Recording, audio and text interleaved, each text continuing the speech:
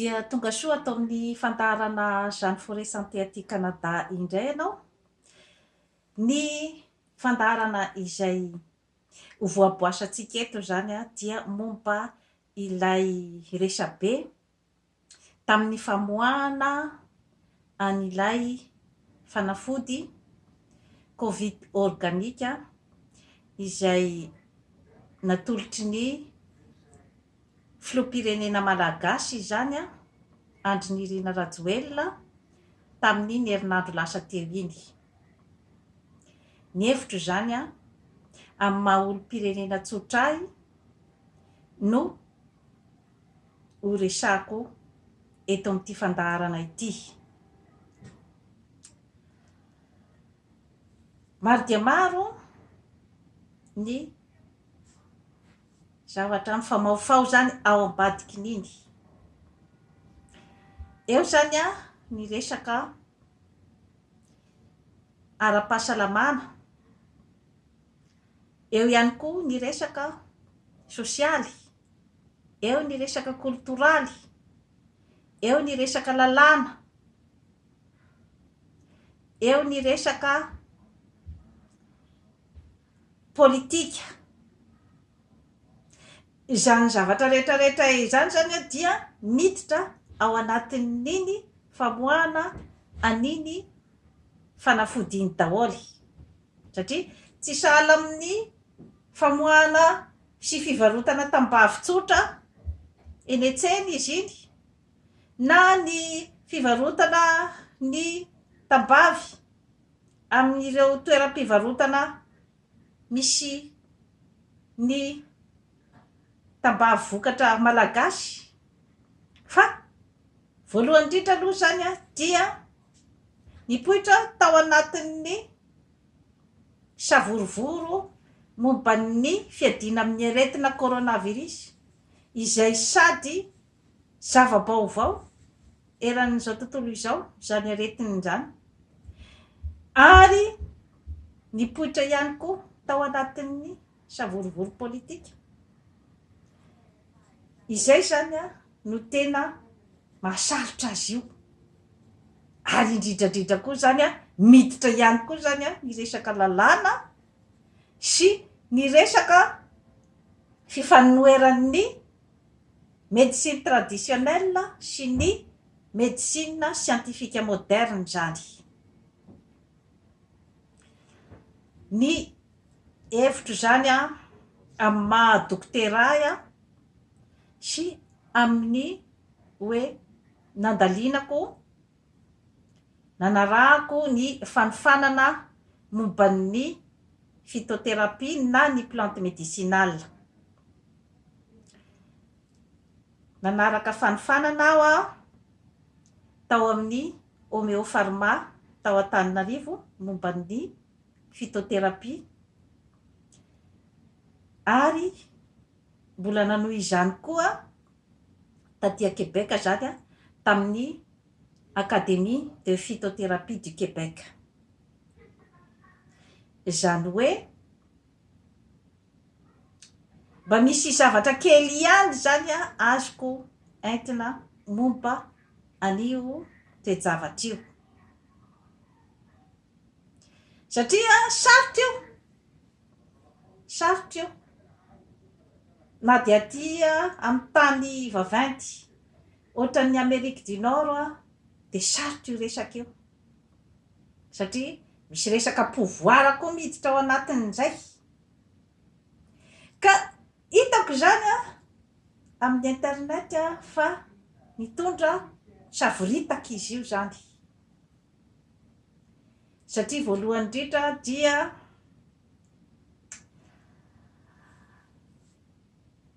tsy ao anatin'ny domaine ataontsika hoe médical zany io zavatra io, ary tsy ao anatin'ny domaine pharmaceutique koa. Ka izay zany no nampisy ny ataontsika hoe karazana fanontaniana, karazana curiosité, karazana réaction maro, karazana critique fomba zavatra daholo zany zavatra rehetrarehetra zany amin'ny fiainantsika olombelona. Inona ny antony? Amin'ny maha dokotera azy zany dia azoko lazaina eto anatrehanareo zany fa ny médecine nentim-paharazana dia zavatra tsy ianarana any amin'ny faculté de médecine zany zavatra zany. Fa ny anarana any amin'ny faculté de médecine dia ny hoe inona ilay aretina, inona ny diagnostika ary inona ny fanafody. Izay fanafody avy any amin'ny pharmacie zany ary fanafody ny validen'ny OMS na ny Organisation Mondiale de la Santé. Izay zany no ny anarana tany amin'ny faculté de médecine. Fa ny ankoatran'izay zany ny resaka plante médicinale sy ny médecine alternative dia taranja hafa mihitsy io zany. Ka izay zany no mahatonga an'ilay karazana contradictoire. Satria rantsakana ny holafitry ny dokotera malagasy izay nilaza ny heviny hoe tsy ao anatin'ny protocole médical nay izany zavatra izany, dia tsy misy azo anakianana azy amin'izay lafin'izay satria dia mitombina tanteraka amin'ny resaka lalàna zany ny réaction'ny holafitry ny dokotera. Raha ny teny koa ny OMS fa tsy manaraka ny protocole ny fitsaboana ity zavatra ity ary tsy mbola nisy ny porofo mazava ny amin'ny hoe manasitrana io fanafody io, dia marina ihany koa ny OMS satria amin'ny resaka lalàna dia azo lazaina fa tsy tafiditra. Hiditra nefitsika izany eo amin'ny lafiny hoe phytothérapie na ny fitsaboana amin'ny alalan'ny zavamaniry zany. Io zany na aty Amerique du Nord dia mbola zavatra mametraka foana, karazana barrière zany amin'ny médecine scientifique sy ny médecine naturelle. Kanefa dia raha ny expérience izaho manokana zany dia tokony hifanampy ireo fomba fitsaboana rotota ireo satria maro dia maro ny aretina izay tsy sitran'ny fanafody simika ato amin'ny resaka médecine scientifique zany, kanefa dia afaka sorohana tsara zany ato amin'ny plante médicinale. Ary inona moa no nanamboarana ny fanafody? Ny fanafody ange dia ny avy amin'ny zavamaniry ihany no nanamboarana ny fanafody, saingy misy composition chimique zany mba hahafahana mitahiry azy elaela kokoa ary mba apisy koa zany ny karazana hoe efficacité aingana dia aingana. Kanefa ny fanafody izay amboarina atao amin'ny pharmacie zany dia hita fa maro dia maro zany ny effet secondaire avy atao amin'ny fanafody chimique izay mitsabo aretina iray kanefa mety manome aretina hafa koa zany ny effet secondaire.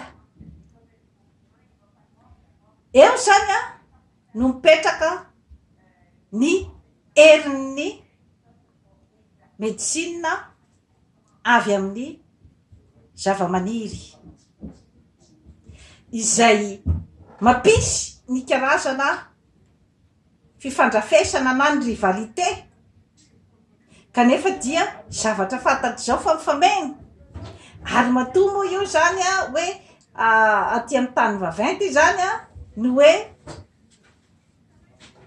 tsy say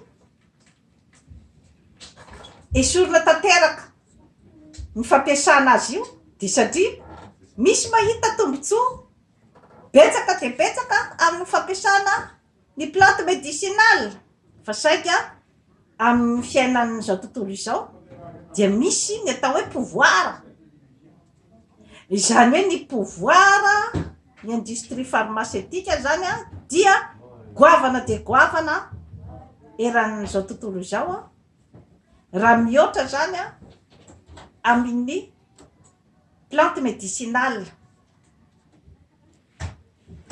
eo indrindra mantsy zany a no iverenako zany a ny fampiasana an'ilay covid organique zany a niteraka resabe tany Madagasikara. Mila petrapetrakintsika amin'ny plasiny daholo zany a ny zavatra rehetra rehetra zany eto. Mila mipetraka tsara amin'ny plasiny a ny miraha na ny institut malgache de recherche appliquée. Io dia manana ny maha izy azy a ary reconnu eran-tany izany a ny crédibilité ny miraha ao Madagasikara satria zany professeur Ratsimamanga izany a dia olona manana ny lazany eran-tany zany. Ny vadiny a Suzanne Ratsimamanga de nampianatra anay a tany amin'ny faculté de médecine tany Ankatso. Olona goavany zany manana ny maha izy azy tsara petraka tsara amin'ny plasiny zany a izay a institut izay tsara petraka tsara amin'ny plasiny ny dokotera ao Madagasikara izay manana ny olafitra ny dokotera manana ny zavatra ny lalàna mifehy azy tsara petraka tsara amin'ny plasiny ny OMS izay organisation mondiale de la santé manana ny heriny sy ny tanjany zany manoloana ny fahasalamana eran'izao tontolo izao. Tsara petrakintsika amin'ny plasiny ny président de la république izay nanao ny fanambarana ofisialy momba an'io produit io ka tsy resaka fanindraindrana ny président no ataoko eto fa famakafakana amin'ny fijery tsy mitanila ny zavatra rehetra izay mitranga manana ny lazany izany hoe plante médicinale malagasy izany. Ireo zavatra rehetra rehetra ireo zany a no tsara mipetrapetraka tsara amin'ny plasiny ary indrindra indrindra zany a ny manakasina voalohany indrindra dia ny vahoaka malagasy tsy vaky volo ary ny heviny sy ny safidiny. Io zany a no tena zava-dehibe izay tokony hojerevantsika manokana ny momba an'io io hevitry ny vahoaka io ny maro anisy ao Madagasikara ary ny fitondrana de natao hiaro sy hitsinjo ny vahoakany izay no nametrahany ny vahoaka ny mpitondra fanjakana asadimy izay zavatra zay ka rehefa mipetrapetraka tsara amin'ny plasiny daholo zany a izay karazan'olona sy karazana institution sy izay karazana lalàna izay samy manana ny heviny sy ny fijeriny manoloana n'ity zavatra rehetra mitranga ity zany a dia izay zany a no ho rasarasaitsika eto. Aiza ny olana zany a ary aiza ny vahaolana. Rehefa zany a hoe namoaka an'ilay fanafody covid organika zany a ny filoham-pirenena, tsy dirako ny hoe inona marina moa zany a ny tena composition ao anatin'io, tsy dirako ny momba an'izay satria izaho tsy mahafantatra ary tsy nanatrika ny nanamboarany azy tao, fa ny fantatry fotsiny a de ny hoe ny misy zany composition ny artemisia zany a ao anatin'io, dia io zany a dia zavamaniry izay avy tany Chine zany io a efa ho 2 taona zany a no nisy an'io tany Chine ary nampiasain'ny Sinoa io zavatra io ary nitsabo ny paludisme, dia nentiny tao Madagasikara zany a io plante io, dia efa nisy ny fanadihadiana ara-tsiantifika zany a mikasika an'io plante io, dia fantatra fa manana propriété thérapeutique izy zany a, izany hoe eo amin'ny lafiny paludisme sy ny fangalana ny an'ireny hoe parasita intestinal reny zany, ohatrany hoe ny kankana, dia mampiena ihany koa zany a ny fièvre, izay zany aloha ny hoe propriété an'io karazana plante io zany. Tsy azo laviny zany zavatra rehetrarehetra izany, fa de tena nisy tokoa ny recherche momba an'io plante io, fa idirantsika zany a ny eo amin'ny produit covid organique, satria misy ny lalàna mifehy azy koa zany a ny karazana fanafody izay avoaka, dia ny amin'ny hoe tokony efa vita fanandramana zany a, natao essai clinique tamin'ny olona maromaro zany, vao zay vao afaka tena hoe ho validena zany a, fa tena hoe mahasitrana tokoa. Tsy azontsika lavina zany a ny fahamarinan'izay lalàna izay, nefa zany a manjavozavo zany a izay zavatra zay a amin'ny produit izay a avoakatsika amin'izao fotoana izao zany ao Madagasikara. Tsy misy mazava zany a ny hoe olona firy ny nanaovana ny essai, ary tsy misy mazava hoe iza siza daholy ny olona nanaovana an'io, ary hoe inona zany ny résultat sy ny hoe suivi clinique rehefa avy eo, hoe inona ny mety ho effet secondaire amin'ny olona izay a mihinana an'ilay fanafody. Ohatry ny etỳ Canada zao a, izany essai clinique zany ny azy a, dia atao mangarahara, misy mihitsy ara zany a annonce amin'ny gazety hoe mitady olona anaovana essai clinique amin'ny fanafody ohatran'izao, dia aseho mazava ao amin'ny gazety a ny vola izay a omena an'ireo karazan'olona ireo. Mazava tsara ny azy izany a ny amin'izay resaka izay, ary faritany tsara hoe adulte consentant, izany hoe olona manaika tsitrapo mihitsy zany a ny anao an'io essai clinique io a, ary dia manaiky izany a izay mety ho vokatra io, ary manao signature eo anatrehan'ny lalàna mihitsy zany a, fa tsy misy arakaraka aorianan'ny essai clinique. zany hoe au point de vue juridika zany ny azy a dia masava tsara zany a izay resak'izay. Idirako zany a ny ao Madagasikara. Marina aloha zany a fa hoe vokatra vita malagasy io zany, izay tokony ampirehariantsika zany a ny famokaran'ny Madagasikara an'io zavatra io. Kanefa raisiko zany a ny eo amin'ny hoe resaka vahoaka izay tsy azontsika tsy mitsinitsiniavina ny réaction. Ny vahoaka dia manana droit iaiay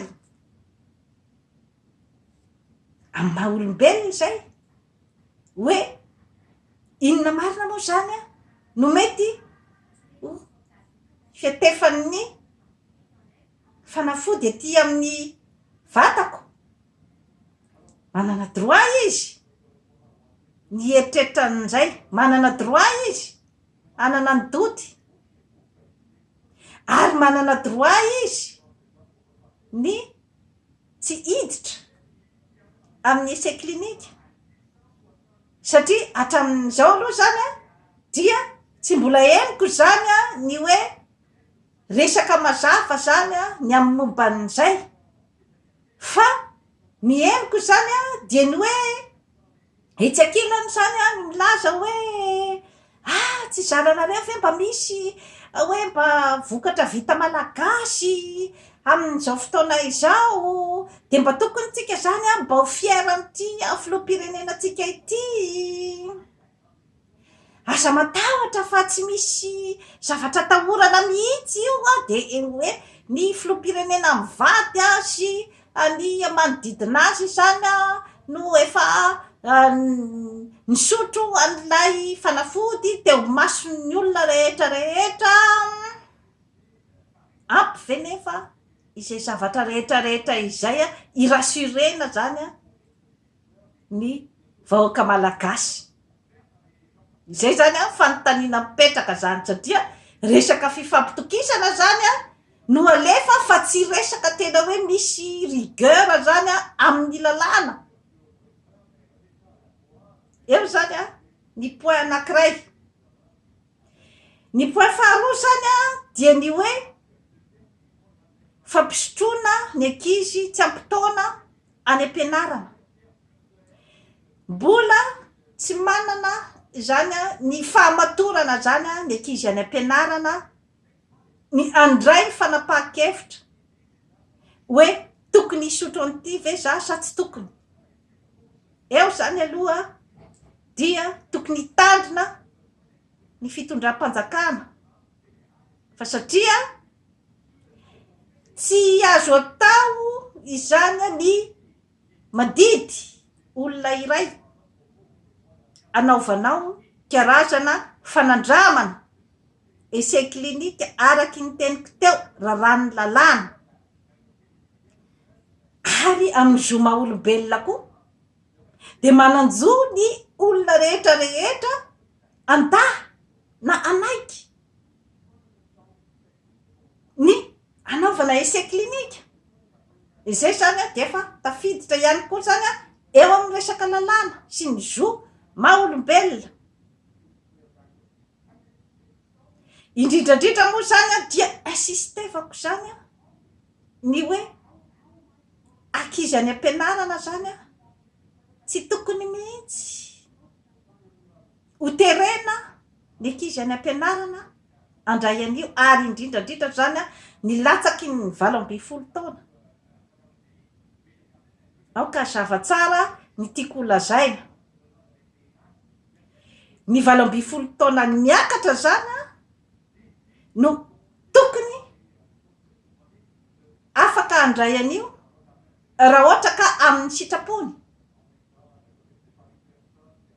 Aoka zava tsara izay resak'izay eo amin'ny resaka lalàna zany zay.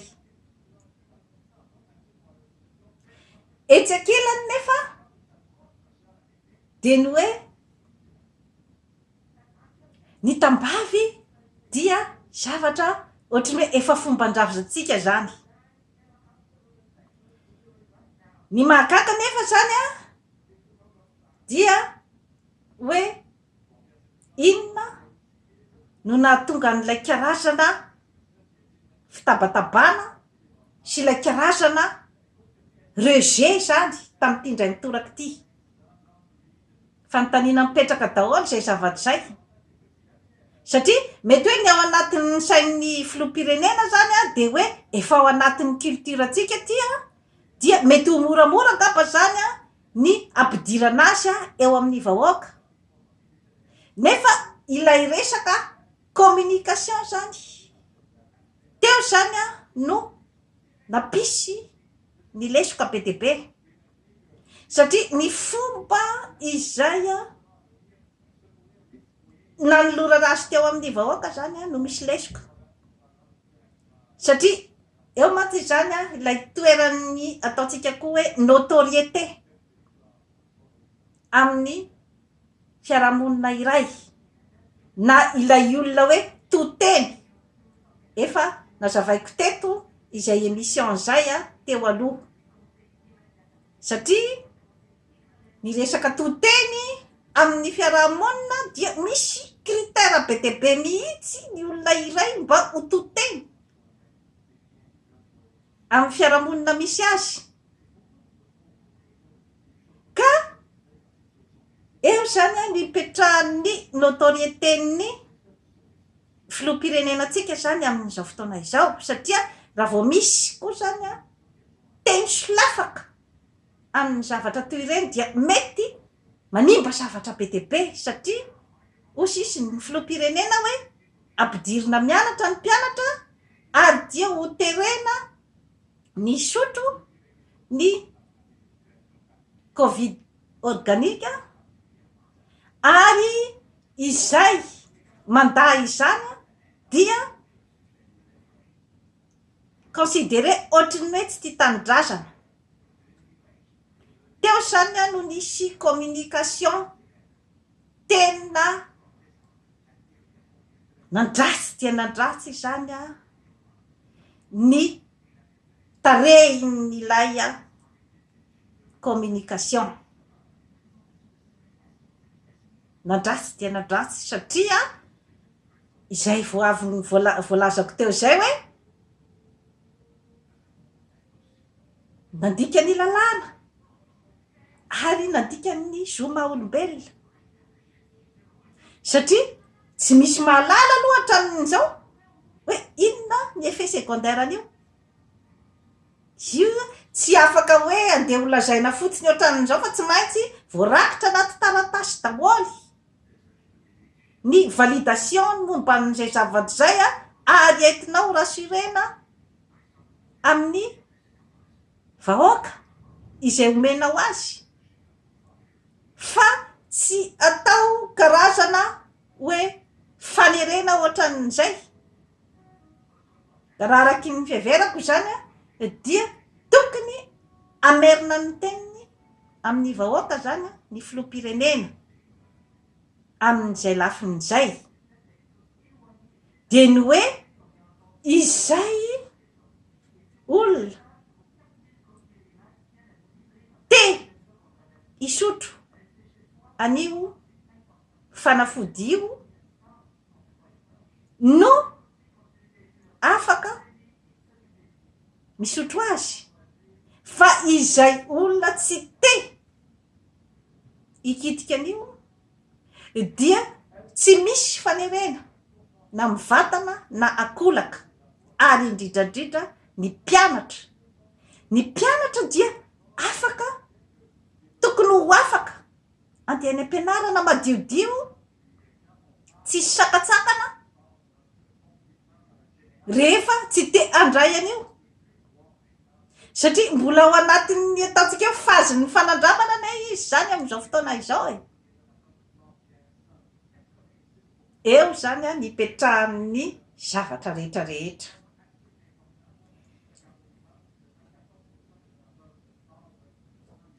Avelako zany a zay resaky zay a etsy an-daniny etsy ankilany zany a ny hoe tiako mariana dia ny hoe mandray azy ao ohatra ny exemple ny population chinoise. Io zavatra io a dia ny azy zany a ny resaka hoe ravikazo, tapakazo, zavamaniry, ny plante médicinale io zany ny azy a dia tafiditra ao anatin'ny fombandrazana io zany. Ary izy dia mitaiza tena, mitaiza vatana amin'ny karazan'ny plante médicinale. Ny azy zany a tsy de mba misy hoe resaka hoe discussion manokana ny momba an'io hoe eken'ny OMS ve sa ny azy zany a tsy misy discussion momba an'io fa tonga de fa hoe ilay olona mpikaroka na ny mpanao ny resaka fombandrazana ao aminy zany ny teny fotsiny hoe ity sy ity sy ity hoanina dia ity tanehana dia misotro ny olona satria matoky izy ny expérience rehetra zay hitany zany hatramin'izay de misotro ny vahoaka. Ohatran'izany koa na de tonga aty a Kanadara ireo sinoa ireo de mbola mitondra an'ireo tapatapakazon'ireo, tsy voatery ho reconnu amin'ny OMS ny tapakazon'ny sinoa, tsy voatery ho reconnu eto amin'ny santé Canada ny tapakazon'ny sinoa, fa de mandeha io na ny sinoa na ny fotsy hoditra na ny mainty hoditra na ny mena hoditra dia mandeha any amin'ny sinoa rehefa agataka hividy fanafody izay mifanaraka amin'izay. Ka izay zany a no ametrahako an'ilay karazana zany hoe remarque kely zany a ato ambadika. Nahoana nefa ny hoe tonga de nilavina zany a sy nahitana commentaire betsaka zany a ilay fanafody natolotry ny président de la république atsika zany. Ka amin'ny zay manao marketing moa zany a dia misy an'izay rangahy izay mpanoro hevitra izy io izany a amin'ny resaka marketing. Ozy izy hoe raha ohatra ozy izy ka misy ny rejet, misy ny proposition nao amin'ny marketing ka misy ny rejet dia